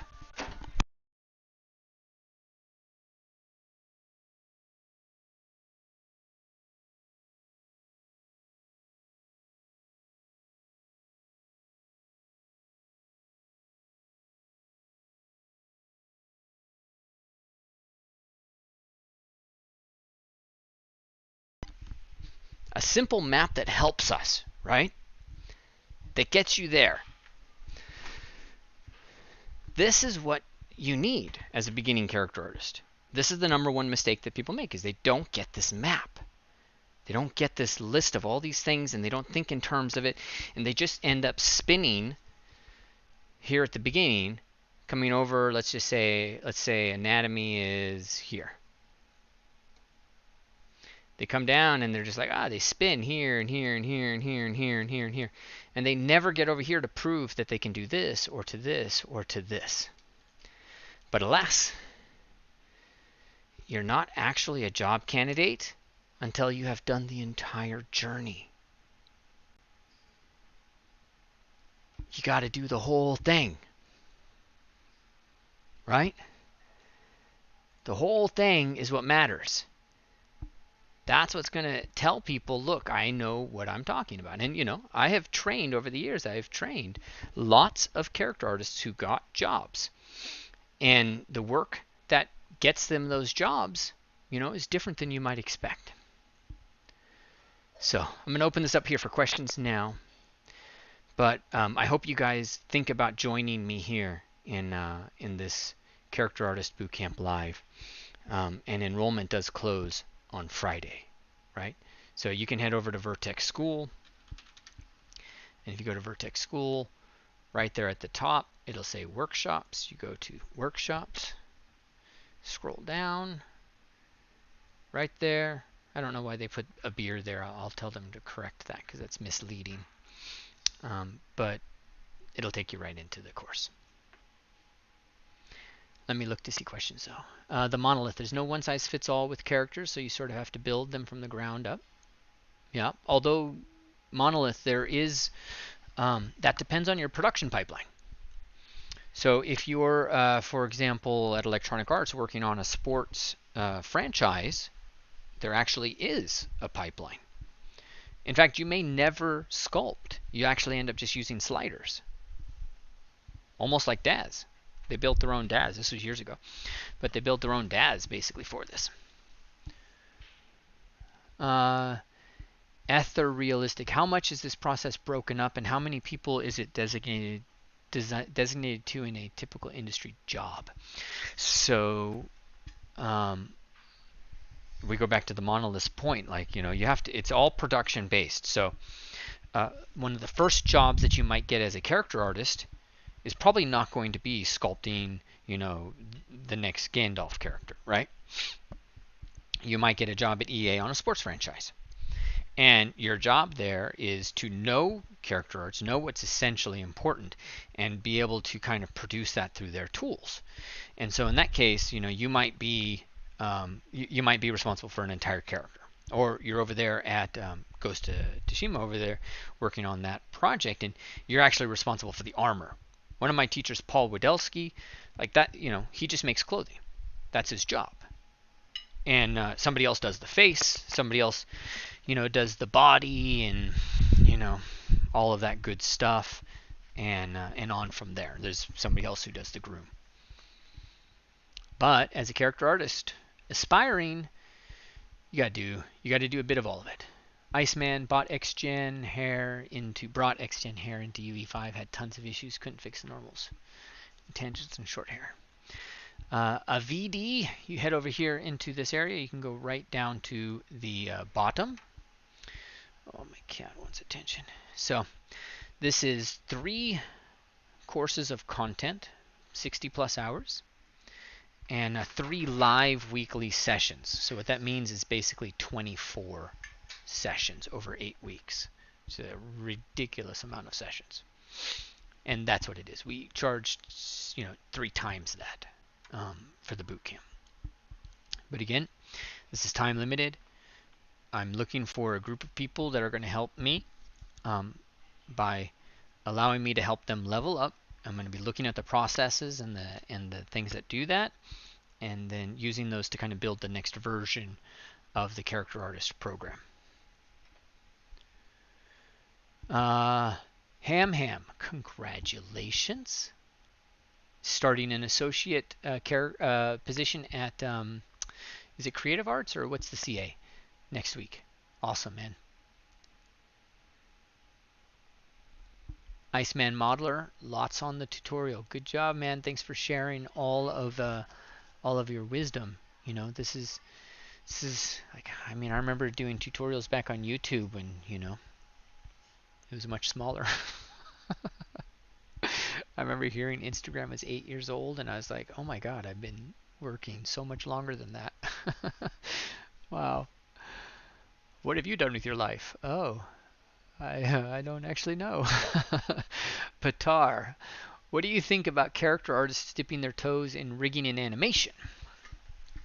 So I have many thoughts on that, Patar. And so on one level, of course, it's like a character artist saying, "Hey, I have to do a likeness." Sure, like make it a life goal that you actually do rigging and you do character. Great, I get it. Okay, there's another side of this that I would say you always need to look for a um, a breadth of skill and a depth of skill. So I promised I was going to talk to you guys about what they call the T-shaped person. So in order to answer your question, I'll talk about the T-shaped person. Let me just find an empty space here. So this concept is, I think, really important to understand how you become successful and not go crazy. The idea of a T-shaped person is that there is a bunch of stuff that you do, and there's one or two things that you do insanely well. Does that make sense?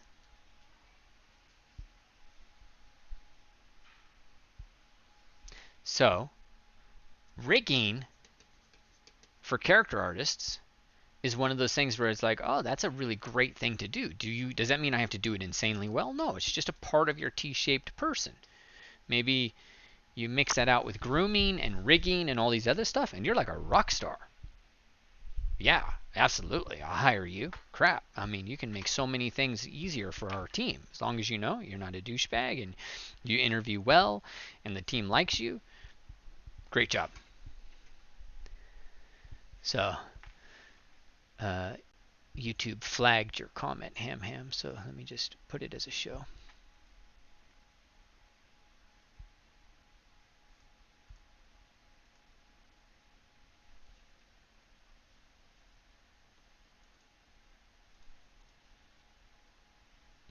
Oh, I'm not sharing that screen. Okay. Hold on one second. I just got myself moved all the way around. There we go. All right. So does that help you understand a little bit more of that, Patar? It's valuable, and it's valuable in the context of the T-shaped person. But again, you need to think strategic about your first job and the amount of time that you have, and the amount of time that you want to spend on this. Creative assembly. Yes, there we go. Unreal Stack. Any programming workshop coming up? Yes, sir. In fact, there is an Unreal Engine game development programming program coming up. We're going to make some game designers finally. Been working through that for a while. Crazy excited about that. We also have an Unreal, or not Unreal, we have a UX design program coming up.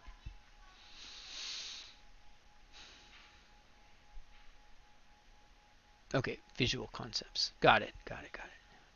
Ryan, you have to be organized. You have to have organized steps to a process. Yes. Thanks. Great. Oh, Iceman, your first tutorial. Awesome. Congrats. Grooming a VD is basically making hair. That's it. And what does it consist of? Is like a PhD program. So, not something I can kind of, give you all the details on, but, part of what I'm doing here is, where is it? There it is helping you guys understand like the path.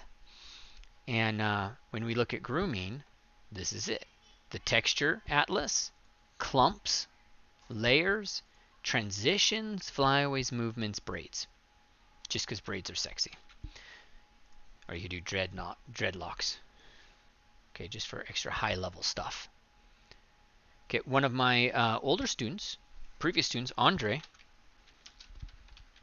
probably one of my most successful students. I mean, it's just love what he's done, and I love how he's built his career. He came in and he did. Is this which one was his character in the boot camp? I think it was this one. Yeah, yeah, it was this guy. So I did this one. Yeah, I still can't believe I was teaching 4 years ago. And so he's building all of this, and ended up getting a job over here working on Mortal online and Funcom, I think is what it was. And somehow or another, hair just did it for him. Like that was the thing. And then from that, he developed this amazing pipeline for creating hair, and he's building a tutorial on that for us right now, actually. Create a really awesome class to help people understand like how you build this in a workflow that makes your life easier, not harder, right? But here's what grooming consists of. And when I teach it, these are the 7 layers to it. There's a lot more, right? Like, are you using XGen, Yeti? What are you using? Okay, Petar, would you ever consider an animation engine implementation program? Yes, Petar. Not only would I consider it, it's actually actively in development. We are working on an animation festival, guys, and we have some amazing stuff coming up for this animation festival. We have just rock star artists or animators coming up to kind of teach animation, and we're going to do interviews. And I mean, we got people from like Sony PlayStation, from ILM, from Animal Logic, from Frame Store. It's just ridiculous. Like the people that we have, it just blows my mind. I don't even know how we got them. It makes me nervous. So we actually have a full, like, we paused our animation program after we kind of did enough beta testing. Now we're building out this full program with one-on-one mentoring, with spots for 35 animators. And one of the components to that is how you get all that animation into Unreal, because I don't want to just be like another animation school. There's a ton of them out there. But for me, it's always where the rubber hits the road. And right now, game engine, blueprints, understanding states, and being able to animate and also put that animation into a game engine, like, man, you're like a rock star if you do that. So yeah, actively in development. Manir. Awesome, Manir. Glad to hear. I was thinking of you as I was doing this because, we've been talking, but it's really the feedback you need,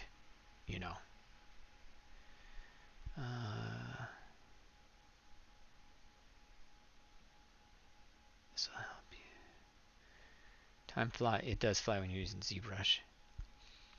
It's like I don't have a lot of regrets in life because I love everything that's happened, but I regret not sculpting enough over the last 10 years. Just wish I need to find ways to sculpt a lot more. Crappy. Will Marvelous Designer be needed for the course? Marvelous Designer is going to be needed for your career. So it might be that you just get the subscription for a month, but it is 100% necessary for your career. And you 100% need to spend that month devoted to Marvelous Designer and just sucking so that you can get great, right? It is one of the biggest game changers right now. If you want to go from sculptor to character artist, if you do not pass that Marvelous Designer threshold, you don't get there. There's no other way, right? It's like as a doctor, you got to pass organic chemistry. Doesn't matter if you ever use it as a doctor, which is different because as a character artist, you will use Marvelous Designer. But if you don't pass this, you don't get this. So do you want this? It's going to cost you a $35 monthly subscription and a month of some work.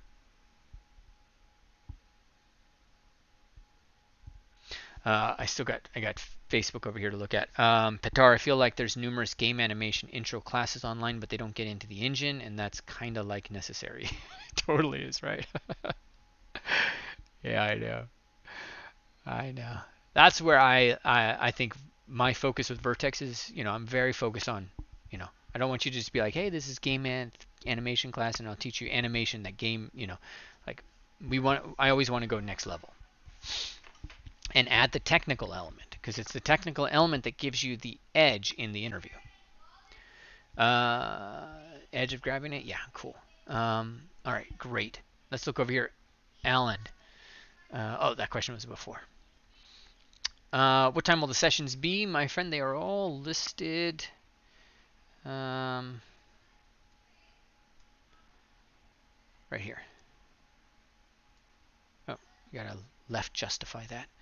Wednesday classes, Thursday classes, Saturday classes. PST. They are Wednesday, Thursday, Saturday, West.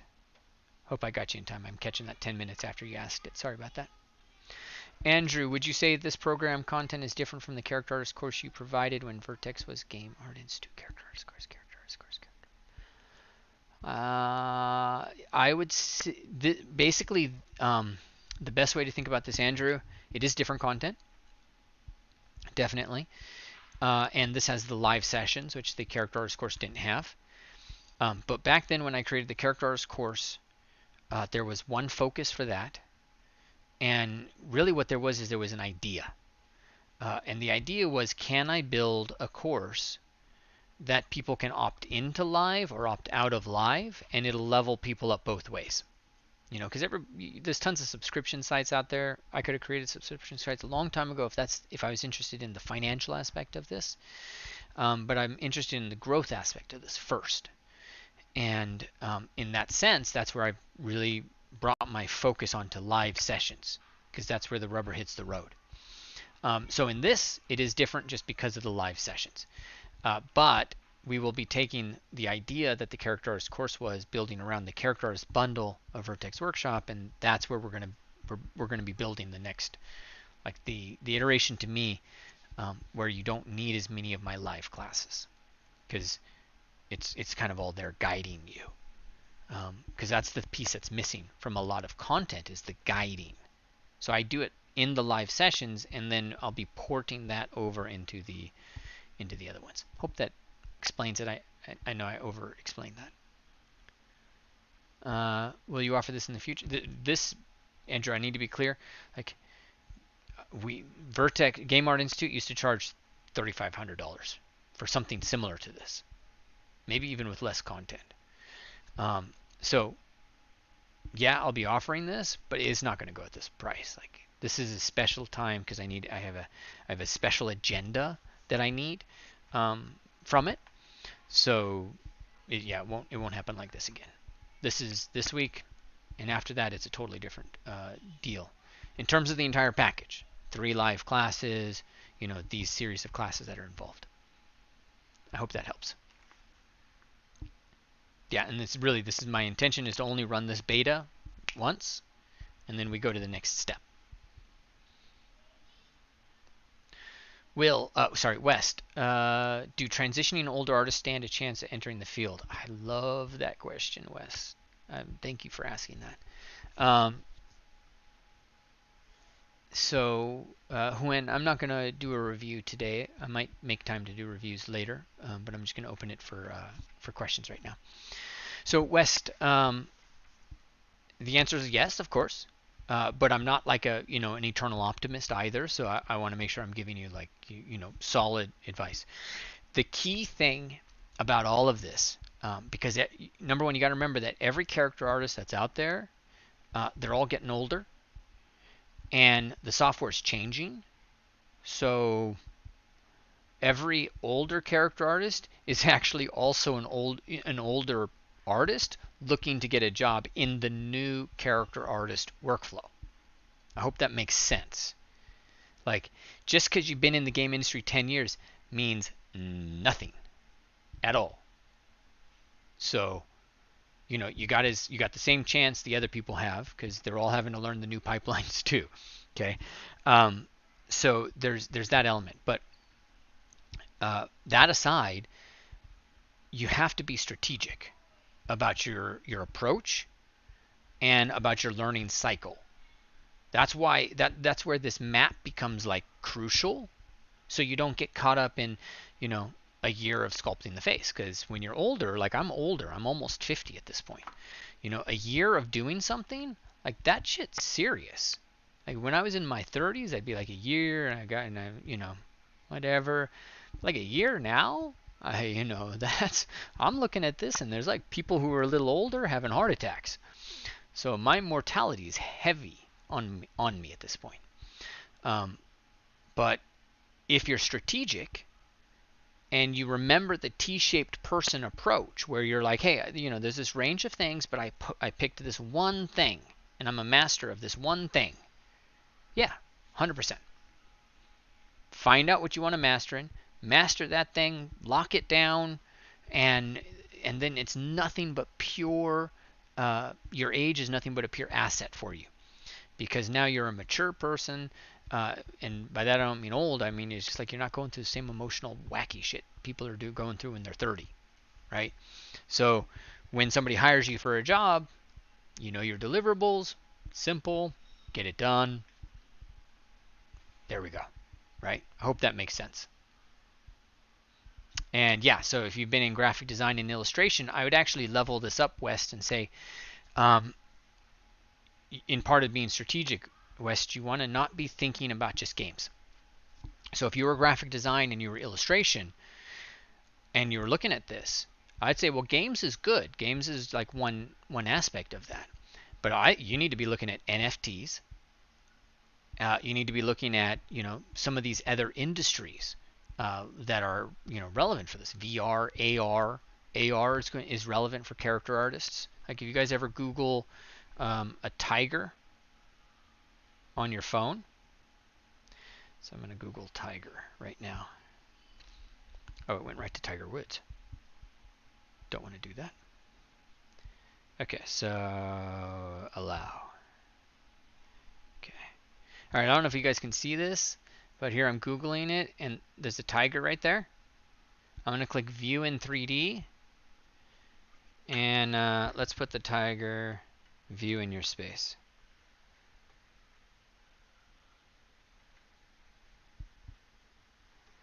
And I'm going to plop him down right there. It does not like it. All right, so I don't know if you guys can see it, but there's a tiger. There you go, right there. And I can now walk around that tiger, and that's on my iPhone. What? That's Google. The important part of being strategic is, you know, start to see what industries need us. And when I'm looking for my game artists, I'm not looking at games alone. If I was only looking at games, I would be worried. But I'm looking at the whole gamut of stuff. And just most recently, NFT is like one of the most amazing things for me. Have you guys seen the NFTs for Street Fighter?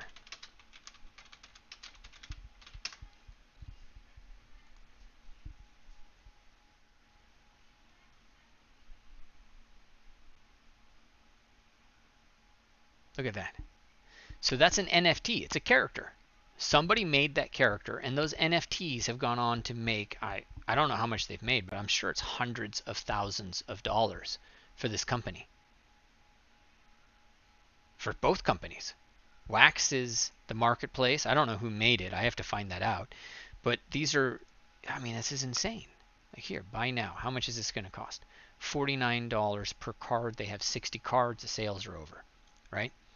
And then you can go in and you can find, say, Atomic Hub is where you can actually buy some of them. Let's accept all these cookies. Okay. So here we go. Now we can go and we can buy this.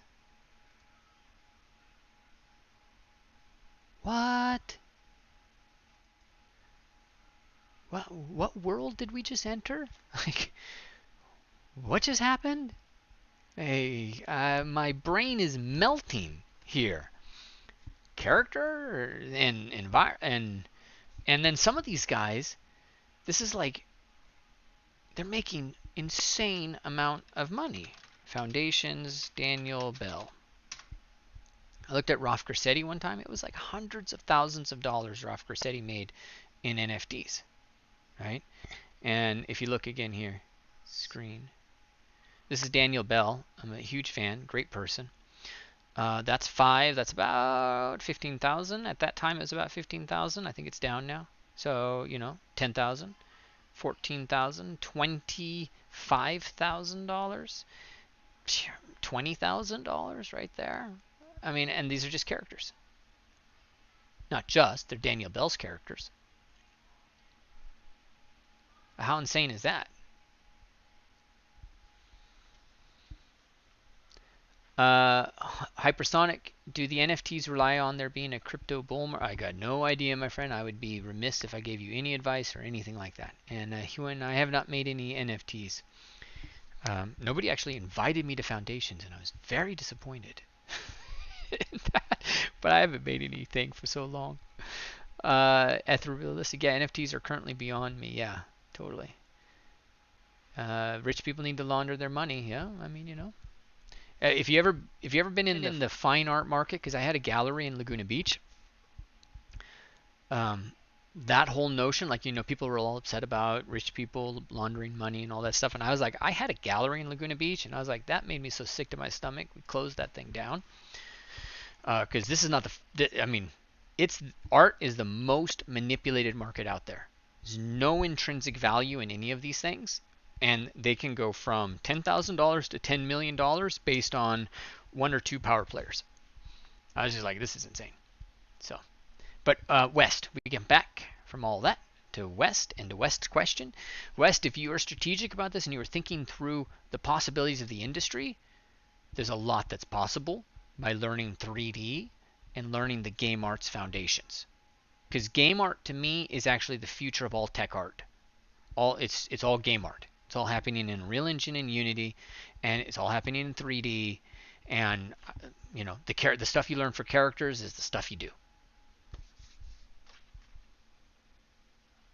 Cool. So yeah, characters, great. All right. I like that equation. Okay, Unreal Stack. Did you see the guy that sold a banana?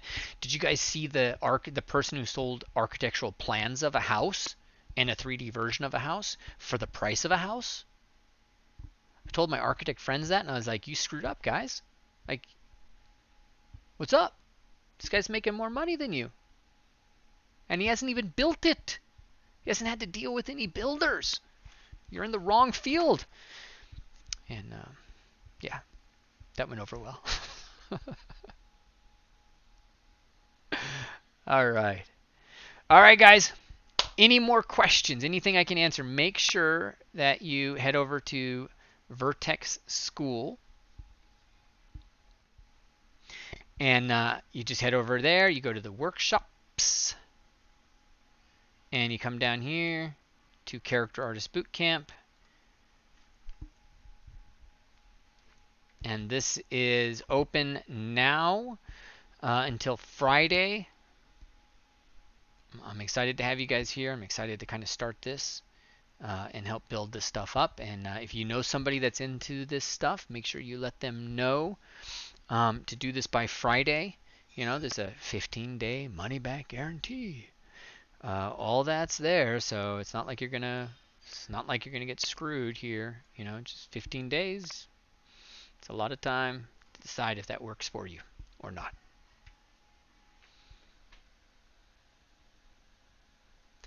Manir, I'm going to kind of guide people as they go from there. But I actually guide most people to do Akeem first. Welcome, West. Okay.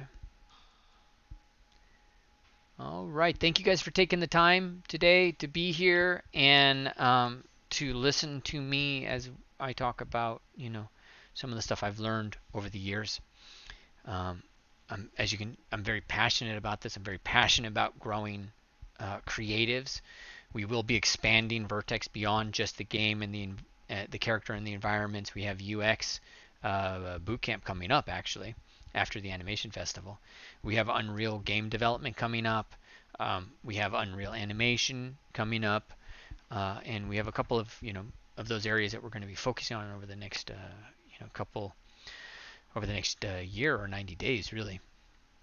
So I'm super excited to have you guys in here and joining the program. Just make sure you enroll by Friday because that's our deadline.